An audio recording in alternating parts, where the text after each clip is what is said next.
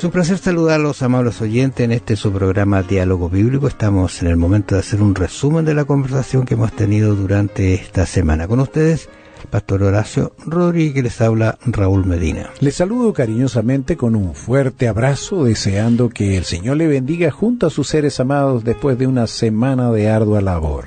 Bueno, este es un resumen doble porque vamos a conversar acerca de lo que hablamos durante la semana, acerca de la restauración final de la unidad y también de lo que es el final de estos estudios de estos 13 semanas que hemos estado día a día conversando con ustedes acerca de la unidad en Cristo, una situación que es preocupante a veces, pero que en Cristo se puede mantener una unidad. Y el tema que hemos tratado durante esta semana es la restauración final de la unidad, o sea, cuando ya todo termine y comience nuevamente lo que Dios quiso y que nos prometió, como por ejemplo, pero nosotros esperamos según sus promesas, las promesas de Cristo, cielos nuevos y tierra nueva en los cuales mora la justicia. Qué hermoso será vivir allí. ¿Sabes? Esto será el punto final de la obra del enemigo. Porque el enemigo, bueno, nosotros podemos ver a través de toda la historia de muerte, de calamidades, hambres, pestes y una cantidad de cosas. Todo eso ha traído el pecado y el enemigo ha estado detrás de todo esto y ahora con esto ya llega al final. Y una de las cosas que el enemigo ha hecho precisamente es promover la desunión. Aquí lo que hemos estado viendo, los esfuerzos de nuestro Dios para que nosotros nos unamos como hermanos. El enemigo siempre nos pone frente a frente, el Señor trata de ponernos siempre lado a lado. Claro, ahora cuando uno mira este mundo como está, yo creo que no nos gustaría vivir aquí. Porque la perfección que habla el cielo acerca de lo que va a ser ese mundo no se compara con lo que estamos viviendo hoy día. Es un mundo muy contaminado, muy sucio, con muchos peligros, situaciones hay un tremendo contraste entre la tecnología, en lo que promete la tecnología. Ya ves tú que todo lo que se ha hecho se hace en base a la comodidad de la persona. Claro. Que tú no tengas que encender luces, que no tengas que abrir puertas, que no tengas que abrir llaves del agua, en fin, todo eso es y ha llevado al hombre a que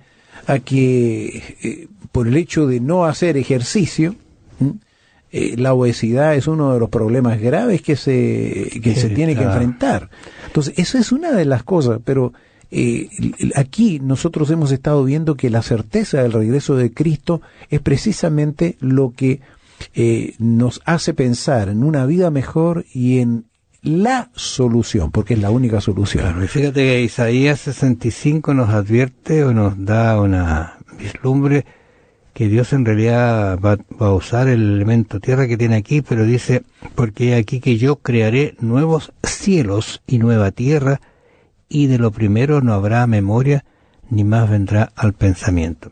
Correcto. No necesitamos acordarnos de cómo ha sido catastrófica nuestra vida aquí, sino que nos vamos a recordar de lo que efectivamente Dios ha hecho por nosotros y lo que nos va a prometer esa tierra nueva donde estaremos todos los redimidos, porque ahora se lo describe. El Señor Jesús allí en San Juan 14, 1 al 3, tiene una promesa que podríamos decir que es una promesa bienaventurada, una esperanza bienaventurada, como llamaban los primeros cristianos, al regreso de nuestro Señor Jesucristo.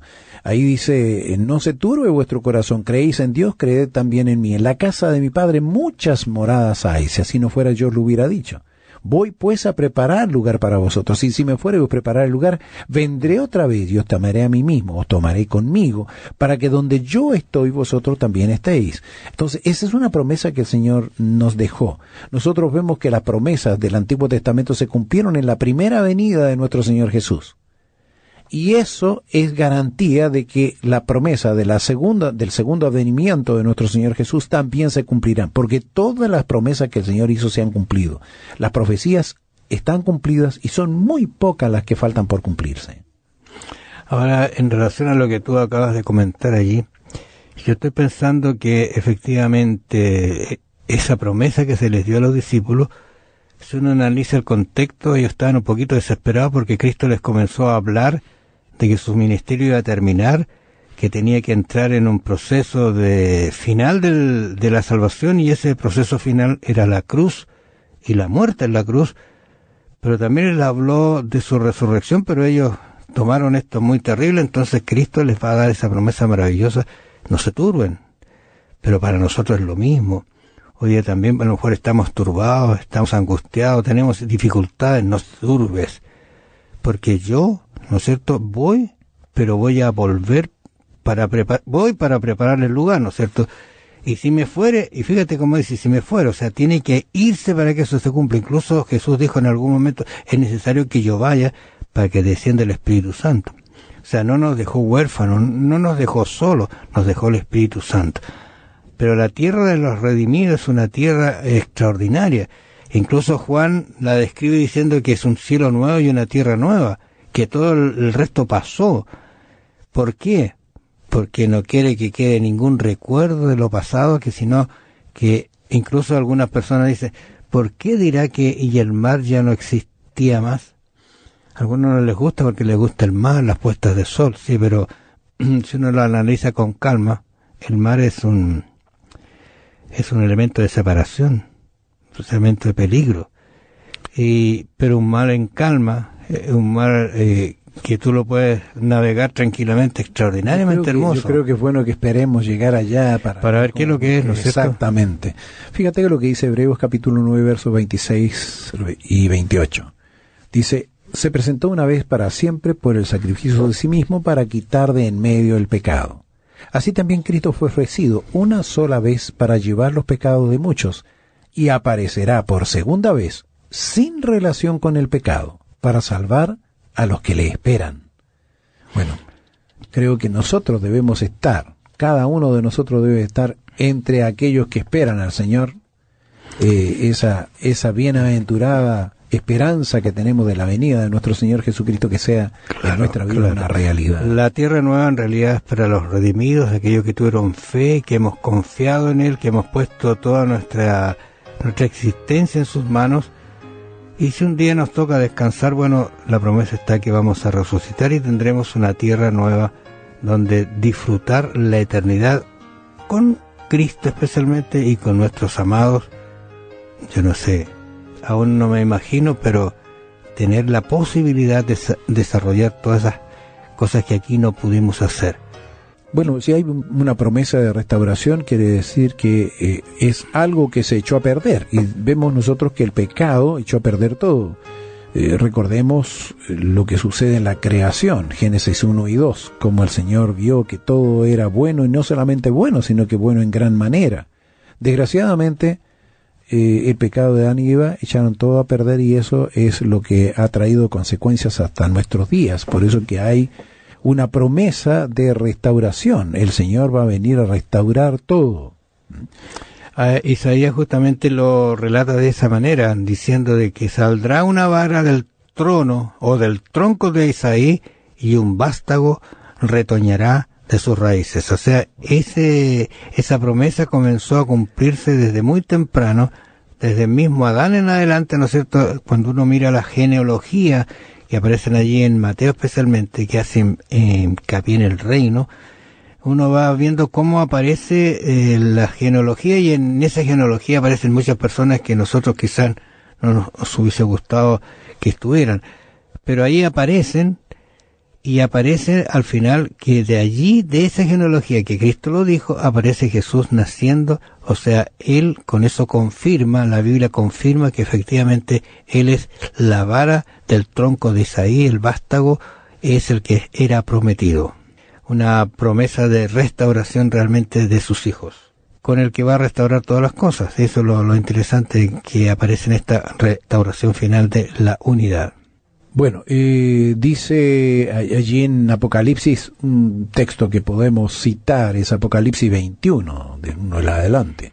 Ahí donde se nos habla que vio un cielo nuevo y una tierra nueva, y además más adelante nos dice que Dios enjugará las lágrimas de los ojos de ellos, y no habrá muerte, llanto, clamor ni dolor, porque las primeras cosas pasaron. Eso todo es algo que habla del pasado, no del presente. Allí no habrá esas cosas.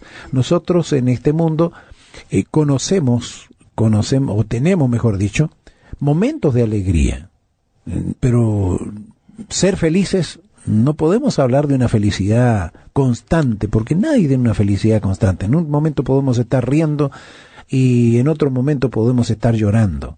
Porque dime tú, uno puede estar muy feliz, pero cuando pierde un ser querido, eso produce un dolor en uno. Uno tiene una esperanza, pero de todas maneras siente dolor. Las lágrimas siempre van a estar presentes en los cristianos también. Lo que sucede es que habrá una diferencia, no será igual que aquellos que no creen, pero de todas maneras sentimos dolor. Los cristianos también nos enfermamos, los cristianos, en fin, padecemos. El Señor Jesús dijo, en el mundo tendréis aflicción, mas confiad, yo he vencido al mundo. Entonces, esta promesa de restauración está basada solamente en lo que podemos esperar en nuestro Señor Jesucristo, lo que Él ha hecho, está haciendo y hará. Ahora, en esta promesa de restauración también está incluido la presencia misma de Dios, incluso allí en Apocalipsis, versículo 22, ¿no es cierto? Dice, y no vi en ella templo. Recuerda tú que el templo era muy importante para Israel y para nosotros, es allí donde nos congregamos, nos unimos en adoración a Dios. Allí no existe el templo. ¿Por qué no existe? Porque el Señor Dios Todopoderoso es el templo de ella y del Cordero. Qué extraordinario esa promesa de restauración total. Una promesa que nos lleva a pensar de que, o a anhelar el momento en que eso se produzca. Y yo creo que una de las cosas que a veces produce separación, ¿no es cierto?, desunión, como que culpamos a Dios de algunas cosas, es restablecer las relaciones, pero por medio de una promesa de resurrección. Yo creo que se alcanza a todos los seres humanos, porque no hay ningún ser humano que no haya sufrido separación de algún ser querido. Bueno, por eso la promesa que tenemos de resurrección la tenemos en nuestro Señor Jesucristo. Siempre todo está basado en nuestro Señor Jesucristo. Cristo, ¿no es cierto? En Cristo, seguramente. Seguramente tenemos en Él esta promesa. Ahora, la segunda venida de Cristo afecta a toda la humanidad. Depende del lugar en que nosotros estemos, si estamos de parte del Señor o no estamos con Él. De toda manera va a ser afectado. Recordemos que la venida de Cristo va a quitarle la vida a aquellos que no están con el Señor. Pero la venida de Cristo significará un tremendo gozo, una tremenda alegría para aquellos que están con el Señor. Y recordemos que la Biblia nos dice que los muertos en Cristo resucitarán primero. Entonces, ¿te imaginas tú estar durmiendo y despertar para ver el rostro del que hizo posible la salvación? Entonces eso hará una tremenda diferencia, y poder encontrarse con los seres amados también, aquellos que bajaron al descanso con la misma esperanza. Y otra cosa que es interesante notar, que para aquel que muere, el tiempo no pasa. Entonces, si nosotros morimos hoy día, el morir y resucitar, o para Adán, supongamos, si Adán está todavía en el sepulcro y resucita, al resucitar Adán, parece que fue en el mismo momento que bajó, cerró los ojos, los volvió a abrir. En un abrir y cerrar. Exactamente. A la final trompeta. Ahora, fíjate que 1 Tesalonicenses 4:13 habla, tampoco queremos, hermanos, que ignoréis. ¿Qué estaba pasando? La iglesia en la época estaba viendo que todos los discípulos o habían sido asesinados, cerrados, muertos, estaban desapareciendo, o sea, como que ellos estaban quedando, y ahora ¿qué va a pasar? ¿Qué va a suceder? Pablo había dicho que ojalá en el tiempo de él esperaba que viniera Jesús, y no pasa nada. Entonces Correcto. Se produce una desesperanza, y es por eso que Pablo dice, tampoco queremos, hermanos, que ignoréis acerca de los que duermen, esos que murieron, esos queridos que se fueron a la sepultura, para que no estéis tristes como los otros que no tienen esperanza. Y ahí está el asunto. La esperanza hace la gran diferencia entre aquellos que descansan en el Señor y los que no descansan. Porque si creemos que Jesús moría, que viene el concepto de fe, ¿no es cierto?, y resucitó, así también traerá a Dios con Jesús a los que durmieron en él. La resurrección, la verdad que es una de las cosas maravillosas por las cuales Dios ha luchado para que la creamos, y no solamente la creamos, sino que también esperemos en él el momento cuando él nos llame. Quizás un pequeño paréntesis, Sí. ya nosotros hemos estado celebrando algunos momentos gratos con nuestra familia, como es el recuerdo del nacimiento de Jesús, y también celebrando, ya casi celebrando lo que es el nuevo año que se avecina. Que Dios los bendiga y los acompañe, y más que celebrar un año, si no pongamos el empeño de saber más acerca de ese Cristo que ha dado tanto por nosotros y que esperan un día encontrarse con nosotros, que ese sea el empuje, el deseo para este año que viene 2019. Bueno, el profeta Isaías, en su libro, en el capítulo 65 y el verso 17, nos dice: «Porque aquí yo crearé nuevos cielos y nueva tierra, y de lo primero no habrá memoria, ni más vendrá al pensamiento». Aquí está esta profecía que el Señor nos entrega y que sabemos que se cumplirá perfectamente cuando el Señor haga nuevo todas las cosas. Bueno, es una relación muy íntima, fíjate, en el Antiguo Testamento y el Nuevo Testamento, porque Isaías dice que habrá una tierra nueva, y Apocalipsis, que es el último libro de la Biblia, dice: y vi yo, ratificando este concepto, claro, vi un cielo nuevo y una tierra nueva, porque lo que había pasó, por decirlo así, ¿no es cierto?, y la primera tierra pasaron, y el mar ya no existía. Eso que nos separa, esto que nos tiene trabado quizás por las distancias, ya no va a existir. Va a ser una tierra realmente maravillosa, la de los redimidos. Y también Apocalipsis 21, quizás aquí hay un versículo, el versículo 9, fíjate, el 21, tú lo habías mencionado en la semana, interesante volver a decirlo, cómo describe este momento en que los redimidos van a estar en el cielo. Dice: vieron uno de los 7 ángeles que tenían las 7 copas llenas de las plagas. Quizás las plagas son para los que no creen en Dios. Y me dijo: ven acá, yo te mostraré la desposada, la esposa del Cordero. Y me llevó en el espíritu a un monte alto y me mostró la gran ciudad santa, Jerusalén, que descendía del cielo de Dios, teniendo la gloria de Dios, y su fulgor era semejante. Recuerda usted que está acercándose a lo que es la realidad. Era semejante al de una piedra preciosísima, como piedra de jaspe, diáfana como el cristal. Y aquí hay unas cosas que me parece que cómo tenerlas hoy día. Tenía un muro alto, dice, y tan alto, con 12 puertas, y en las puertas 12 ángeles y nombres escritos, que son los 12 tribus de los hijos de Israel.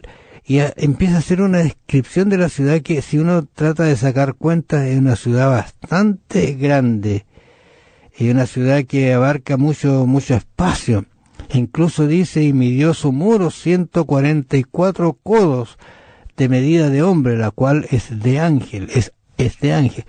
O sea, noten ustedes que incluso el material de su muro era de jaspe. ¿Dónde ha visto usted una piedra de jaspe como muro? Para la ciudad era de oro puro, semejante al vidrio limpio. Descripciones de lo que se hacen de una ciudad para los redimidos.